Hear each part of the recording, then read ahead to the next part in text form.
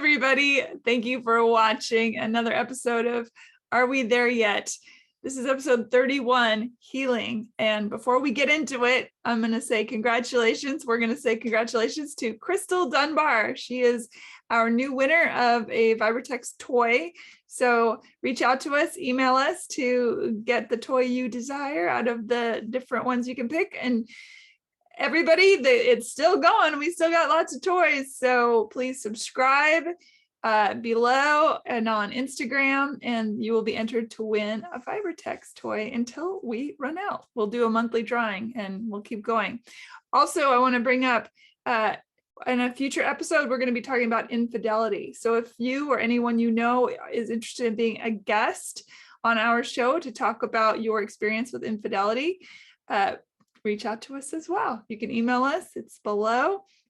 Mara's always fast with the email address. It's email. I was actually going to say that's not a bad idea. Also, if you just want to be a guest and you have a topic that you think would be amazing. Yes. Yeah, it's email awty@gmail.com. Very hard for a dyslexic to say that out loud. So I have issues with that every darn time. But anyway, let's get into this episode 31, Healing. I'm your host, Susan Ruth. I'm your host, Mara Adelman, and we are two humans having the real conversation and raising all those questions that we have about where is there when it comes to dating, relationships, and sex. And today we're going to be talking about a different kind of healing, things around dating and somatic work, healing sex, trauma, life trauma through somatic work. And this was a very new concept for me. So we're going to run through it. And luckily in 2 weeks, we have Andrew Daniel, who's an author of a book that goes into kind of somatic teaching. And Susan's interviewed him on her other podcast, Hey Human, before. We'll link that down below in a couple of weeks when we do that. So anyway, this is just kind of an introduction, and then he's going to come and talk to us about all of it. Yes. So we're the newbies. He's the experte. He's the experte. So where has your day been? What's new and exciting? Oh my gosh. I just got back from a trip that was nice, little sun and fun. And I've just been trying to catch up. I'm trying not to dig too much into the news. Although I have to stay abreast of everything going on in the world, it can be a lot. So I'm trying to practice self-care where I'm not digging in so deeply, giving myself a little room and space to not pull my brain out and stomp on it. So that's my there. How about you? I tend to agree with that. I often listen to NPR in the mornings, and lately when it comes on, I instantly kind of feel a little sick to my stomach, and I turn it off and put some music on. So I think everybody should just be aware, since, this fits really well into what we're talking about today with somatic stuff, is being aware of how your body feels about things. And if it's not working and you have control over it, put it aside for a little while. Mm-hmm. And the news is one of those that I have to do that a lot with, because it's just discouraging. Yeah, and it's funny trying to just, not to be a Debbie Downer, but good Lord, you scroll through stuff these days, and if it's not, it's just one thing after another and one thing after another. And so I went this morning, I said, I'm just going to look at some nature pictures. So yes. I watch the little animal videos on Instagram. I didn't have time to actually go out in nature, so I relied on photography. Yeah, totally. Say again?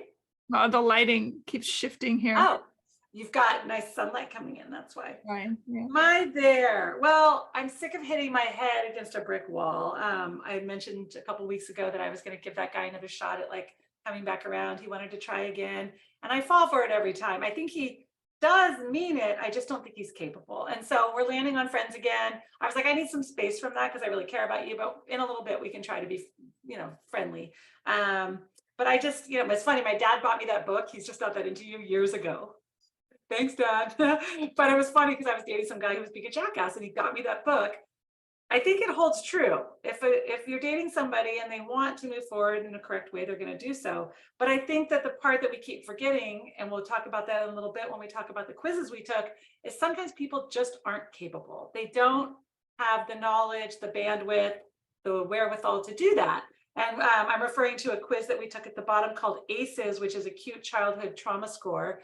And essentially, we'll get into it towards the, but essentially it's like the things that happen to us when we're younger, or even older affect our body. And so I'm going to start with a tiny bit of biology to kind of help it make sense. And so we've got the sympathetic nervous system, and that's like the fight, flight, and freeze. Our adrenals that sit on top of our kidneys kick out cortisol. I am in constant fight, flight, or freeze. That's hard to do. And I'll share in a little bit how I'm going to work on that myself through some somatic experiences. But I feel like a lot of people nowadays, most people I feel like are on sympathetic overdrive, like little noise, oh, cortisol.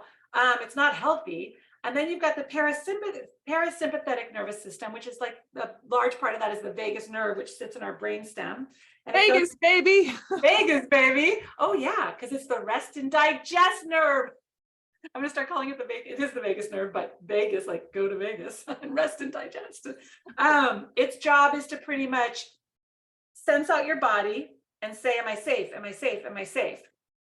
And so it goes through our heart, our lungs. We have a bunch of nerves in our faces that it innervates.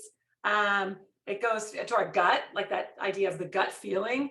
And I'm really good at ignoring those things in myself, like, oh, why am I shallow breathing? Why am I feeling all anxious, sweaty? Oh, it has nothing to do with what's going on. It's just my body acting up. But really, it's the thing that goes from the brain down saying, am I safe?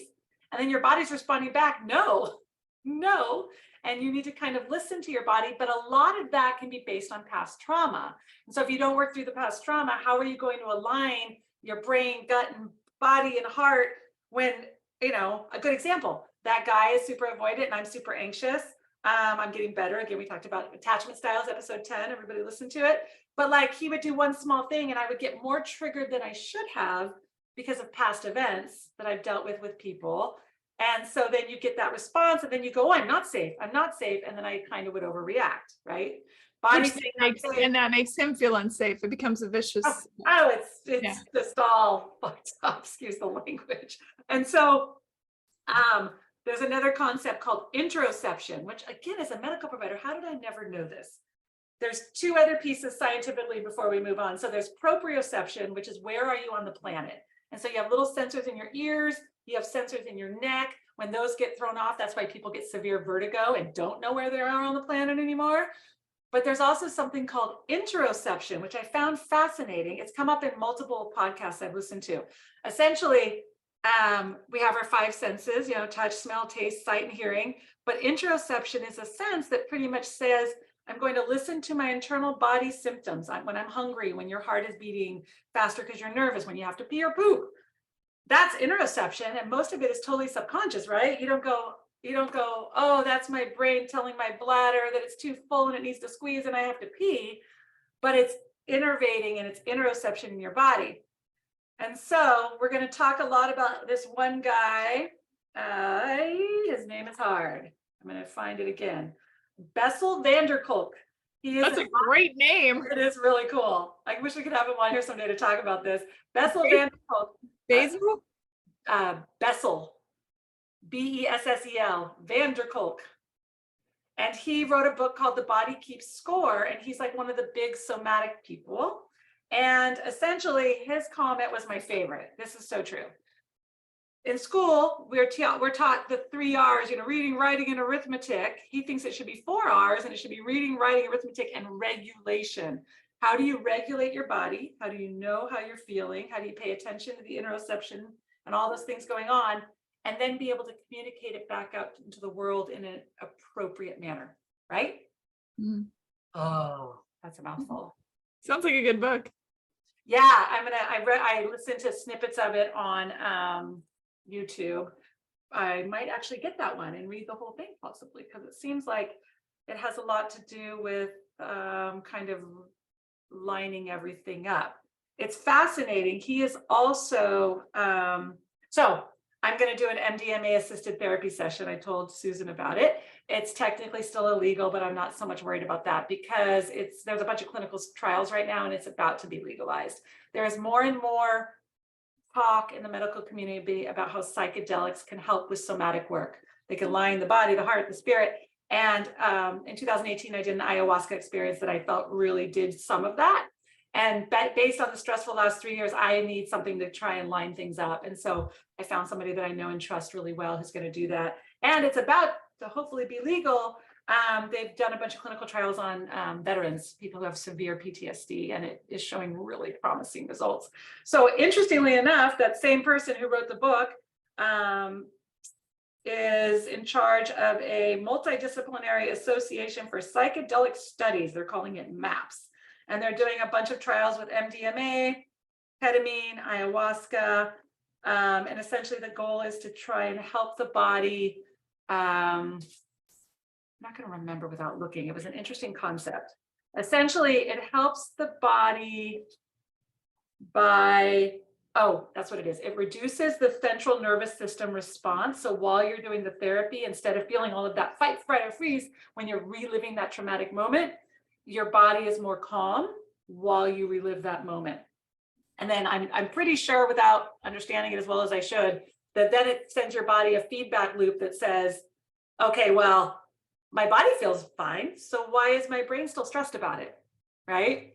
And so I was having really bad asthma, and then I couldn't take a deep breath. And then because I couldn't take a deep breath, I kept getting more and more anxious because my body was telling my brain through the vagus nerve, not safe, not safe. But I was like, I'm sitting right here. I'm totally safe. I'm not that short of breath. So it's like a feedback loop. Does that make sense? Yeah. You think I'm making sense? Because some of this is new to me and I don't know if I'm making sense. Makes sense to me. Yeah, for sure. Do you experience some of that where you feel like things get out of alignment? Oh, sure. I'll experience anxiety, and I have to talk myself into the understanding that there are no lions and tigers and bears that are going to eat me, that I can go in and experience the experience and come back out and be fine. I think a lot of our sensory overload, we are internalizing to such an extent that our conscious mind is so unaware, and our unconscious mind is heading into overdrive, which is why people are so tired or depressed, and can't put their finger on it, or maybe they are more reactive than they need to be. I've noticed that a lot driving around. People are really reactive in their cars. Yeah. They're like trying to run you off the road, or they're flipping you off, or they're honking like crazy. It's like everybody, especially post-pandemic, they've forgotten, oh wait, I live in a human shell that is participating in a world that is filled with all these other human shells, and I have to somehow get along. It's not a video game where you can just shoot at everyone in your way. And I mean, it has physical ramifications: constipation, diarrhea, migraines, belly fat. There's so much that the body will do in reaction to this internalized feeling that you don't even maybe know you're having. So I do think that's interesting. I try to be aware of stuff like that. It's a battle sometimes, but it's a big battle. And actually, going back to that same person, Kolk, he really truly believes that emotional trauma then manifests as chronic illnesses, overweight, the obesity problem, anxiety, depression, cancer, cancers, all of that. And so 20 years ago when I started medicine, it was a pill for every ill. Oh, you've got acid reflux. Here's a Pepcid. Take some omeprazole. Now I'll still give the Pepcid, but I'm like, okay, well, what else is going on? Do you need to talk to our counselors? There's a reason your body is talking to you. Our pharmacological societies, they are band-aids for bullet holes, right? They want to cover up whatever the after effect of the thing without really digging deeply into what the thing is. It's quite interesting. We've talked about, I'm seeing a nutritionist right now, and his work deals with a lot. His dissertation dealt with how child abuse, people who have suffered extreme child abuse, how it affects disordered eating in their future selves. And I mean, it makes sense, if people are having all sorts of anxiety, whether from food scarcity or overindulgence or any kind of rhetoric around their consumption mechanisms, whatever it is, starts setting up little patterns in the brain of telling you. For example, my mother, obese my entire childhood, would hoard and hide food, would sneak me off to eat, food that would get us in trouble if anybody found out, that kind of thing. And on the other side, my father, who I believe has body dysmorphia and disordered eating, which you don't talk about a lot in men, but it happens. He's very thin,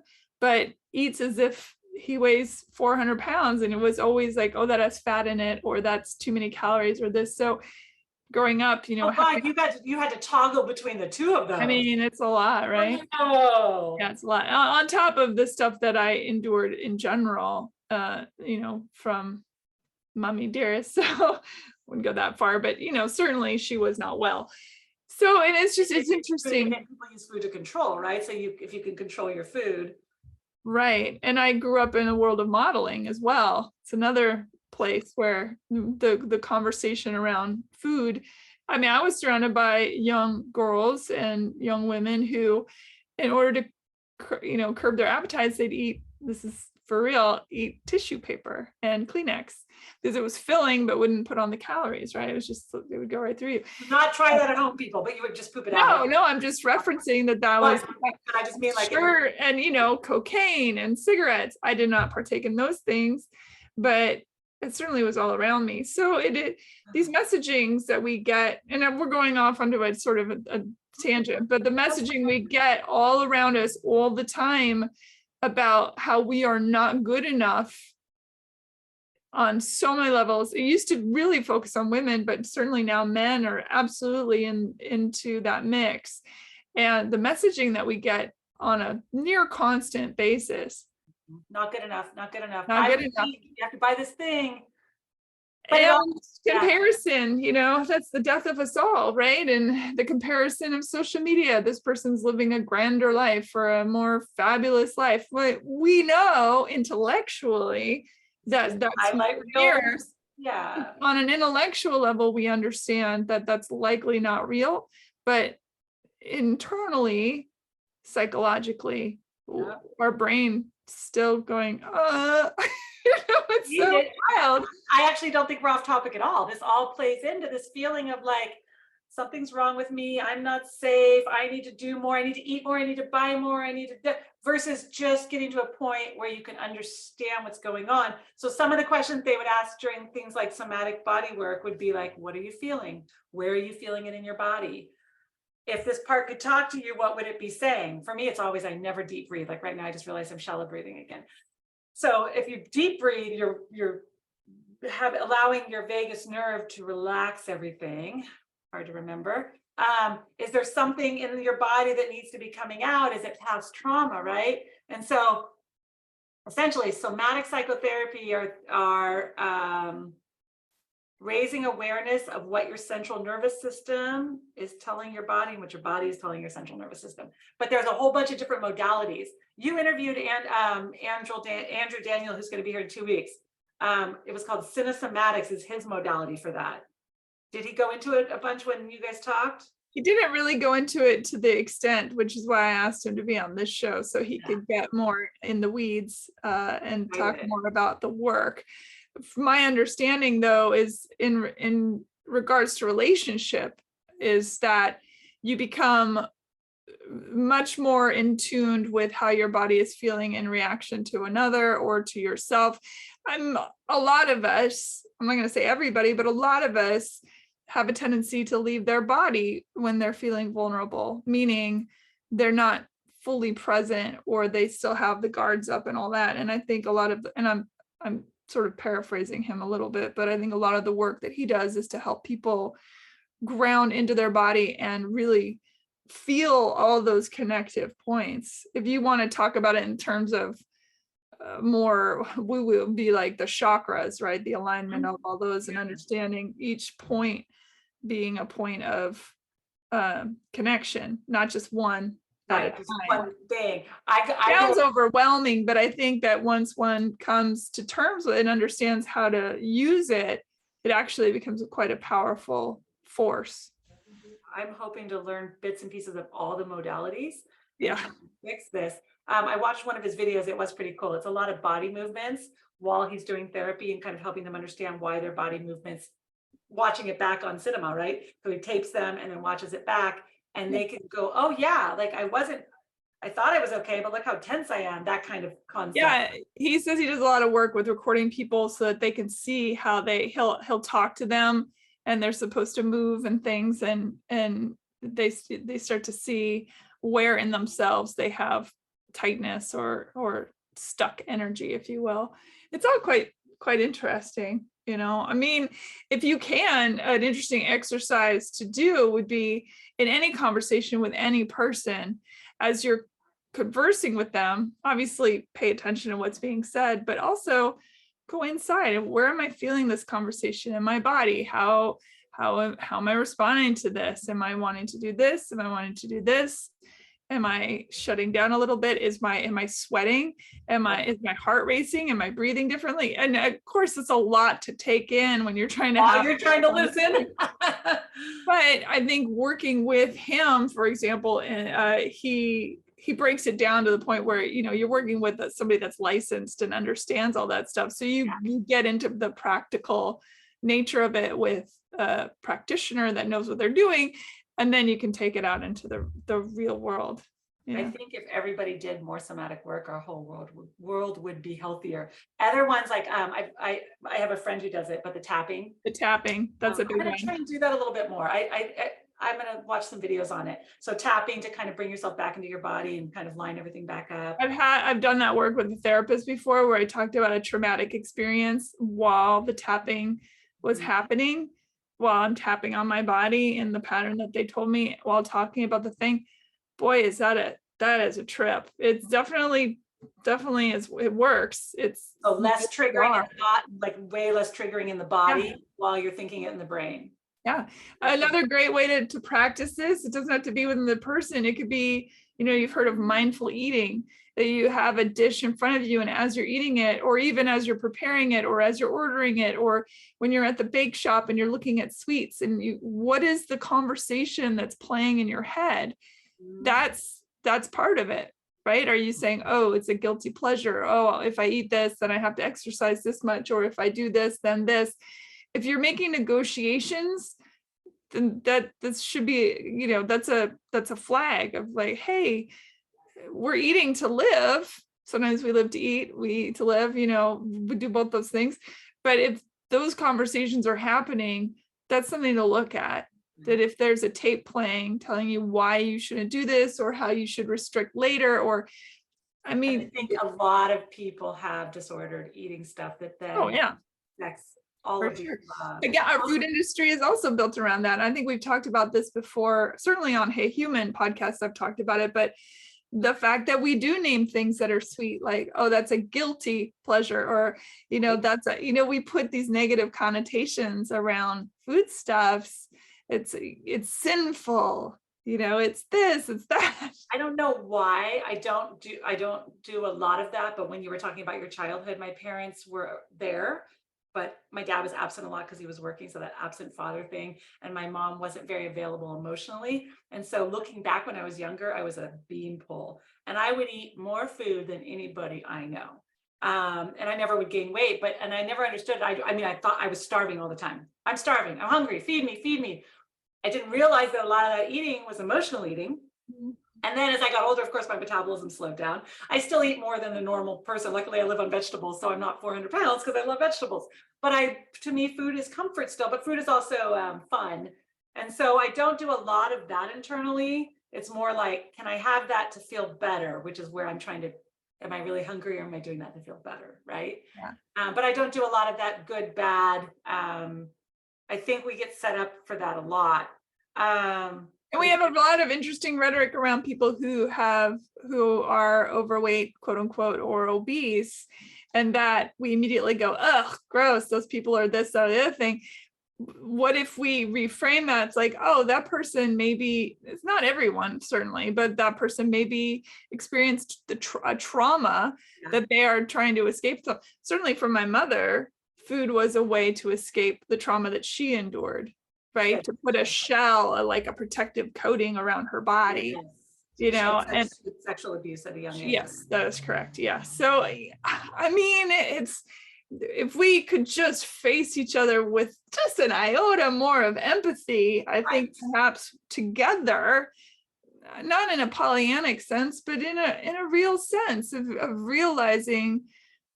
I mean, even when people are jerks to me on the road, I think, oh man, they're having a rough day. I'm not always perfect at it. Yeah. Sometimes I just go, you know what, you're a dick. Sometimes that's your response, and that's okay too. But if you that's your like initial, but if you take a step back from that and say, okay, well, likely they've had a bad day, and you've probably done the exact same thing a day ago or a day from now. Having a day from hell. I know. So that's interesting with your mom stuff. It takes it back to like, so there are also a lot of people that do sexual somatic work.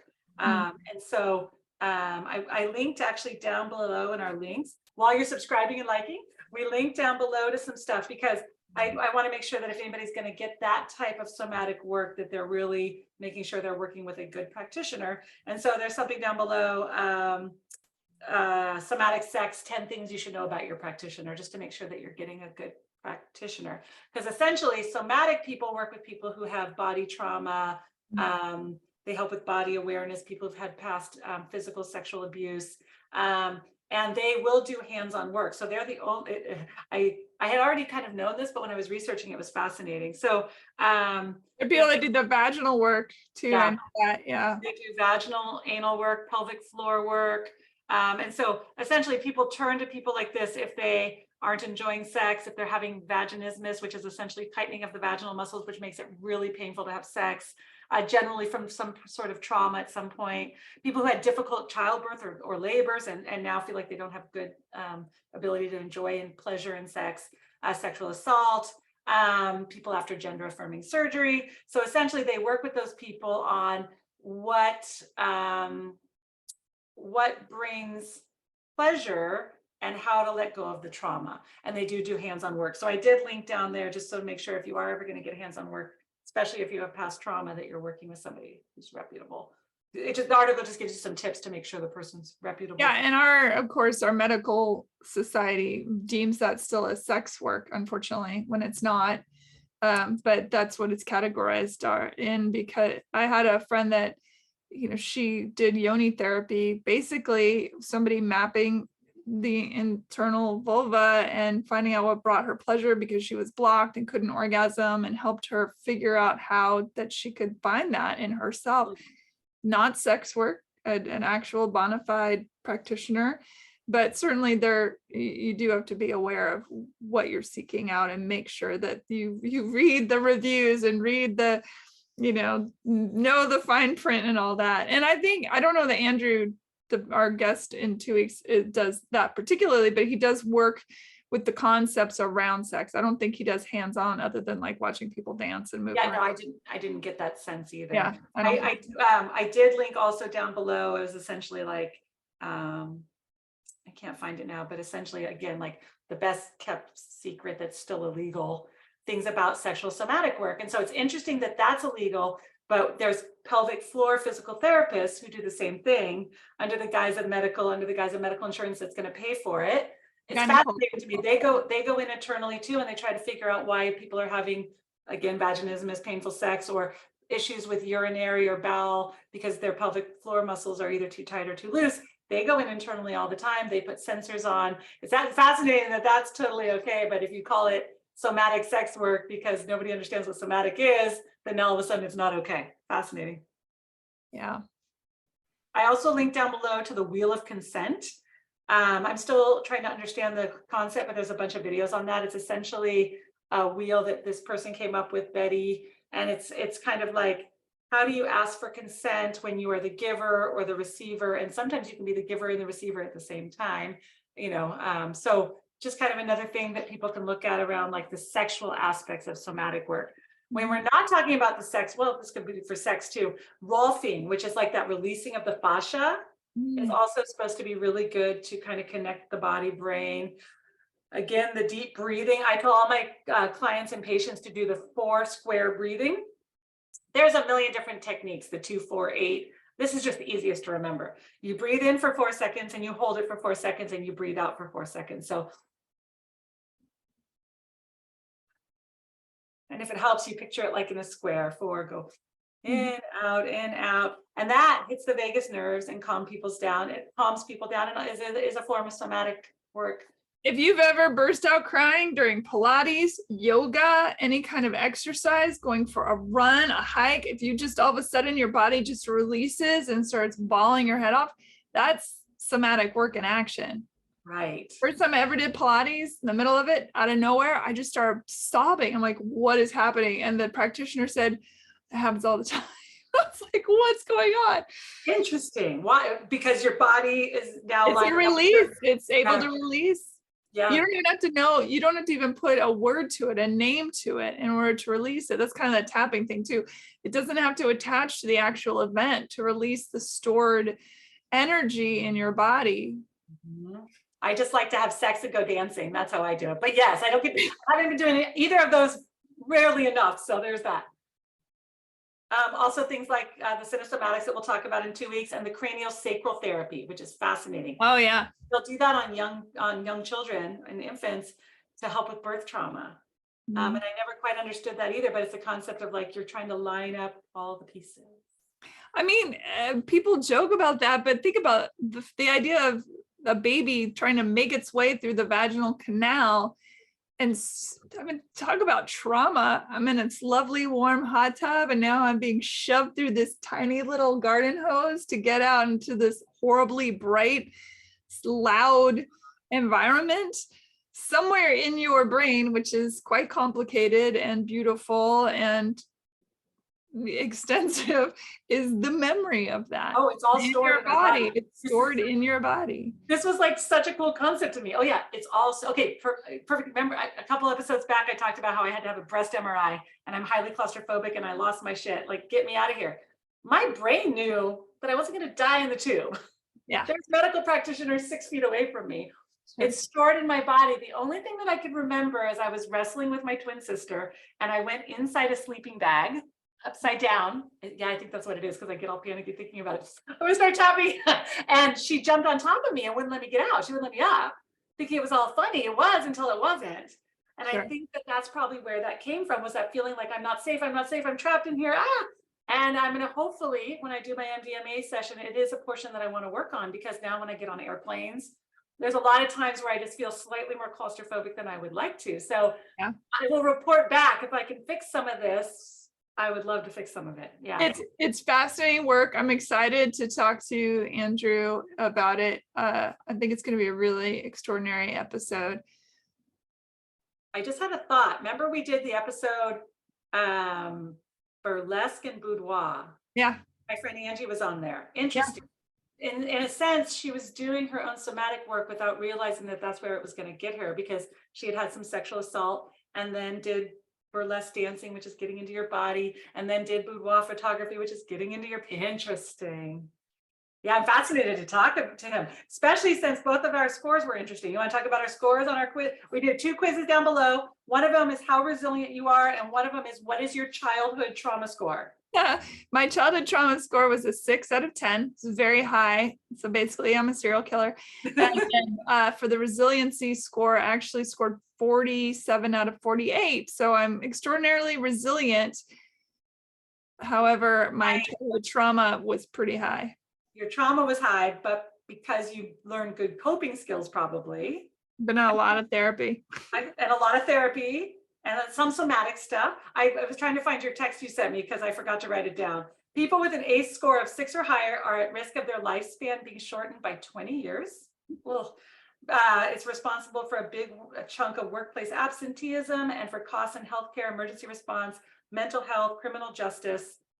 So I had heard about this about probably a year ago at our clinic. We're trying to be more of a trauma-informed clinic, meaning we approach people coming from the fact that they probably have had some level of trauma, and that's why they might be acting out, or that's we don't give everybody the ACEs quiz, but essentially I actually scored really well on the ACEs quiz. I only had 2 out of 10. There's a lot of stuff about abuse and neglect and watching parents drink and drug or divorce. My biggest one was number 2, I think, was I didn't feel my family was interested in me or really looking out for each other. Like, we weren't a really good team-based family, just a lot of trauma and issues going on.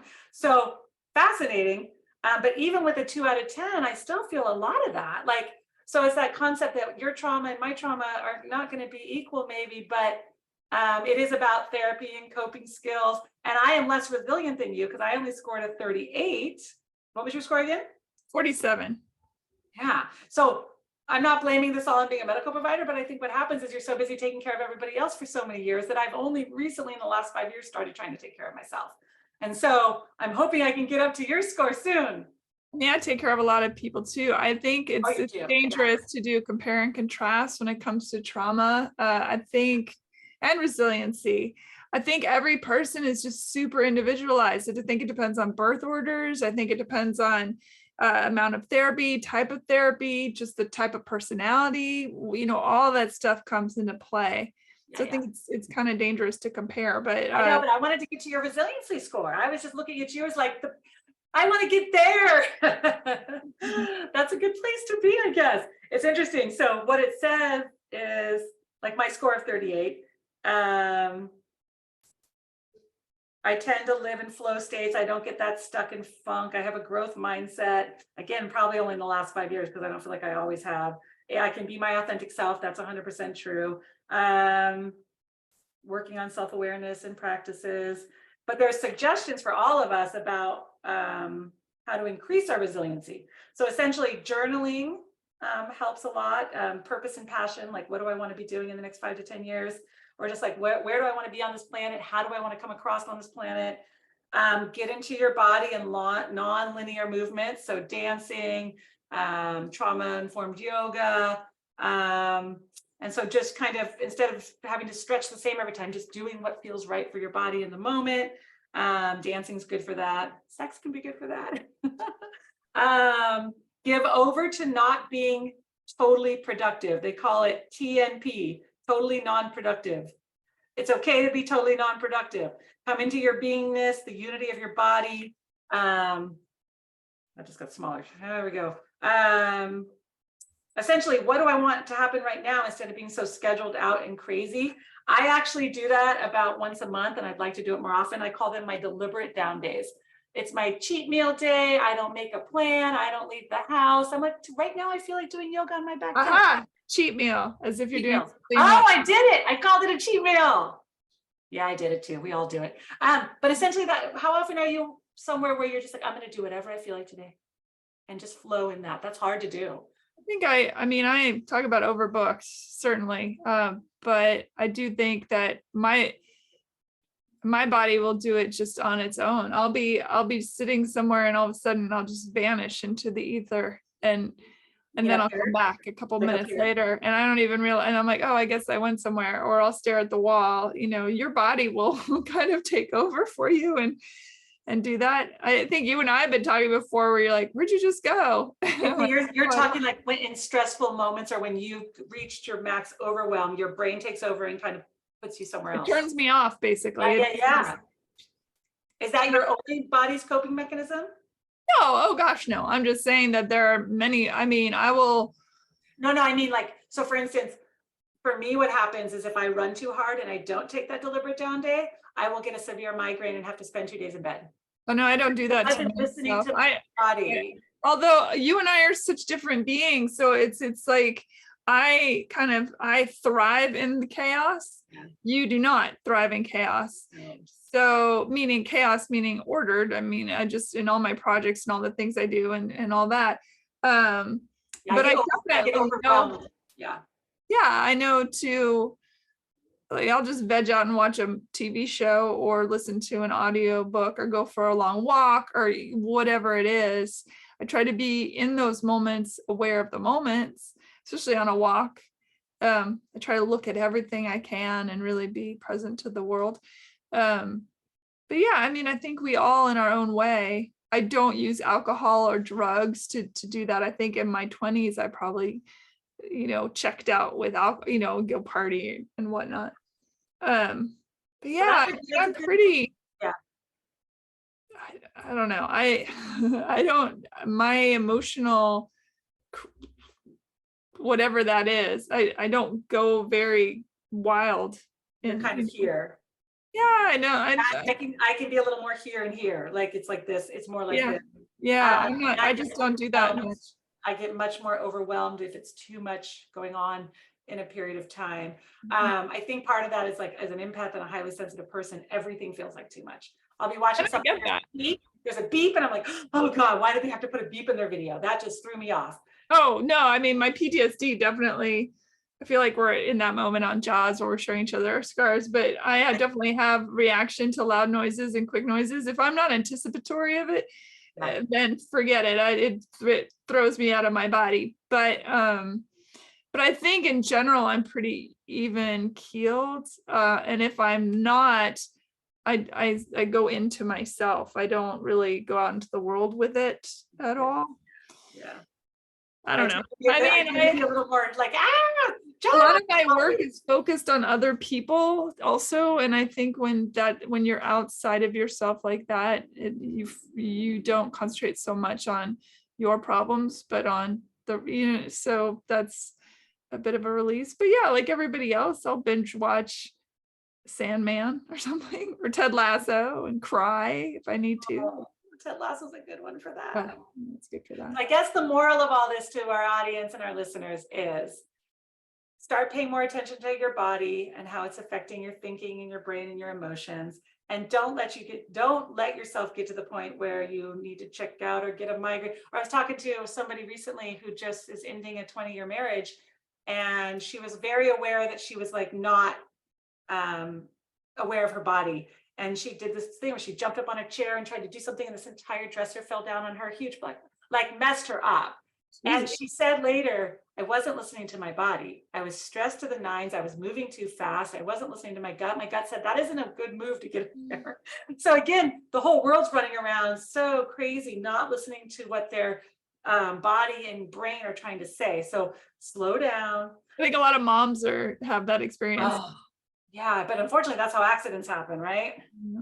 So everybody deep breathe, and we'll learn more about Somatics with Mr. Andrew Daniel in a couple weeks. Thank you for watching, everybody. Be well, stay connected. Don't forget to subscribe. Do your best. The world is an interesting place. We're all in it together. Hang in there. Foster empathy if you can. And you got this, yeah? We all got this. Bye. Love you.